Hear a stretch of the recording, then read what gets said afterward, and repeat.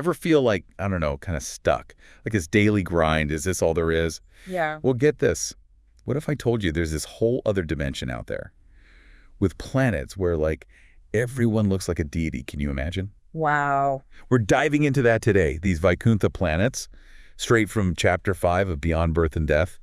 This deep dive, it's going to seriously upgrade how you see, well, everything. You might find yourself nodding along right from the start. The text jumps right in, saying basically, we all want to be happy, right? Of course. But this material world, it just doesn't deliver that lasting joy. Yeah, I can see that. True joy, they say, that comes from connecting with, get this, the supreme person. In the spiritual realm. Okay, hold on, supreme person. For those of us who are, just dipping our toes into this Vedic philosophy stuff, what are we even talking about with this whole spiritual realm business? Okay, think of it like this. You've got this old, flickering black and white TV, right? I'm kind of dating myself, but yeah, I remember those. Right, and then suddenly, bam, someone hands you a massive, ultra-high-def 4K screen. That's the upgrade we're talking about here. The material world, it's limited, it's competitive. The text even calls it a kind of prison. Yikes, intense. But the spiritual realm, that's where things get interesting. It's on a whole other level. And get this, it's not about, fighting for power or anything like that. Wait, so no more office politics, sign me up. But seriously, what's the vibe like in this spiritual realm? Everyone there recognizes, and this is key, a supreme authority. So competition, it just doesn't work the same way. It's about pure connection, pure joy. And here's the kicker. The material world, it actually exists inside the vastness of the spiritual. Whoa. So it's not about escaping to some far-off place. It's more like tuning into a different frequency, like a different reality that's already here, kind of. You got it. And speaking of different, get this text lays out five distinct types of liberation, 5 ways to experience that connection. They call it mukti. 5. Yeah. All right. You can't just drop that bomb and not tell us. What are the options? Okay, buckle up. There's Sayuja Mukti. That's where you merge into the impersonal aspect of the divine. Like, imagine becoming one with the ocean. Okay. Then there's Saukya Mukti. You achieve an actual divine form, just like the supreme. Wait, hold up. Like, you get a divine makeover. It's like leveling up your avatar, but for real. Okay, that's kind of cool. What else? You could experience Salokya Mukti living on the same plane of existence as the divine. Basking in the glory. Exactly. Or how about Sarsti Mukti? You attain similar opulences as the supreme being. Okay, I see a theme here. It's all about connection, but each path, it's like a different flavor of that connection. It's like a choose-your-own-adventure for the soul, right? Exactly. And then there's the final type, living as a direct associate of the divine, experiencing that connection in its, well, purest form. You said earlier that merging with the impersonal, the Sayuja Mukti, that's not necessarily the best way, according to this tradition, which is kind of surprising, right? Wouldn't everyone want to just merge completely with, like, the ultimate source? That's a really good point, and it actually highlights something crucial about how this philosophy works. It does seem counterintuitive, but they place more importance on having a personal connection with the divine, even in liberation.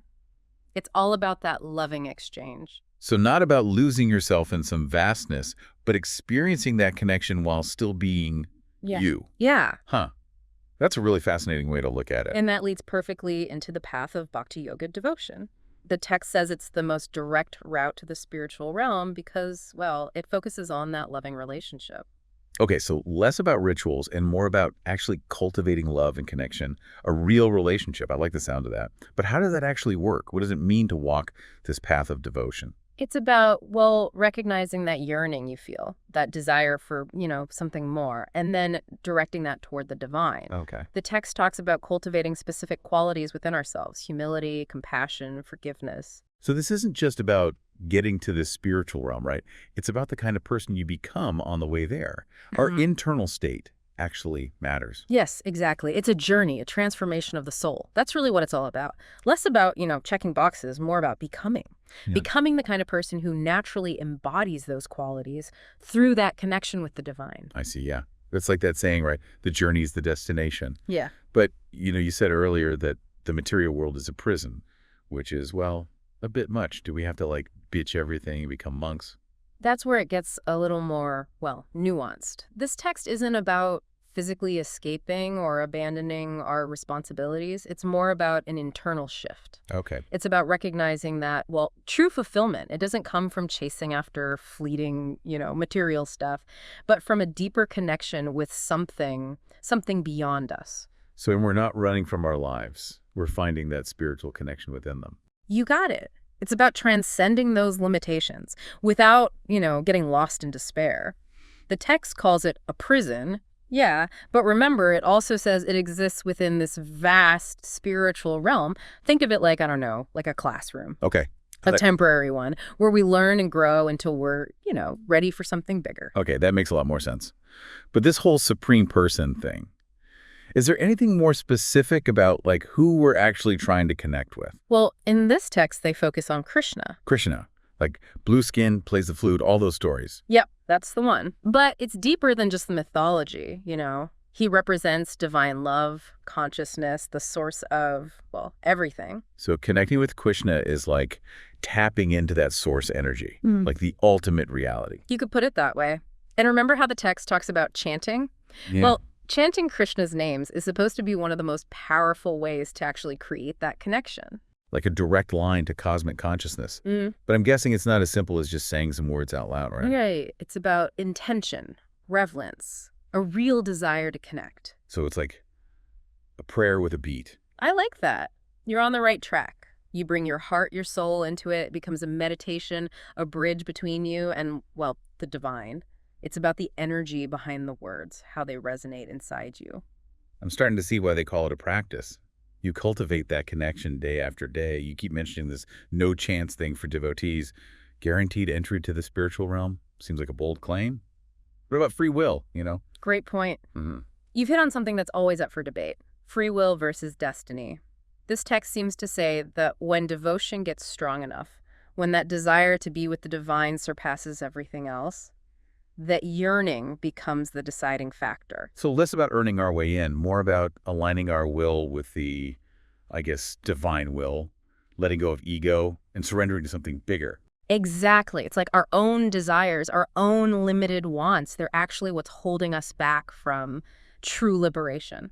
That's a lot to think about. Yeah. Free will, destiny, the power of devotion. Wow. It really is. Philosophers, theologians, they've been wrestling with this for ages. Yeah. But I think the important thing is this text isn't some rigid, dogma. Yeah. It's a perspective, a way of understanding ourselves in the cosmos. Like a cosmic pep talk or something. I like that.